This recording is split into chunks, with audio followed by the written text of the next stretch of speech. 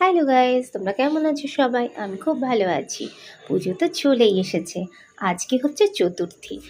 আর দেখো আমার পুজোর সাজও শুরু হয়ে গিয়েছে। না সেই রকম কোথাও যাচ্ছি না, আমি স্কুলেই যাচ্ছি। স্কুলে এই শাড়িটা পরে আজকে যাচ্ছি, তবে শাড়িটা কিন্তু আমার নতুন শাড়ি। আর শাড়ি পরলেই আমার বেশ একটু সাজতে গুজতে মন চায়। শাড়ি পরে একটু সাজুগুজু করে এবার আমি চললাম স্কুলে। আজকে আবার দাদার গাড়ি নেই, সেই জন্য বরমহাশয় আমাকে পৌঁছে দিতে যাচ্ছে। তো এই দেখো স্কুলে চলে এসেছি। আর আজকে সেরকম ক্লাস হয়নি, দুটো পিরিয়ড হয়, যেরকম হয় ছুটি পড়লে দুটো পিরিয়ড হয়ে আমাদের ছুটি হয়ে গেল। তো সব বাচ্চারা বাড়ি যাচ্ছে। অনেক দিন ওদের সাথে আবার দেখা হবে না।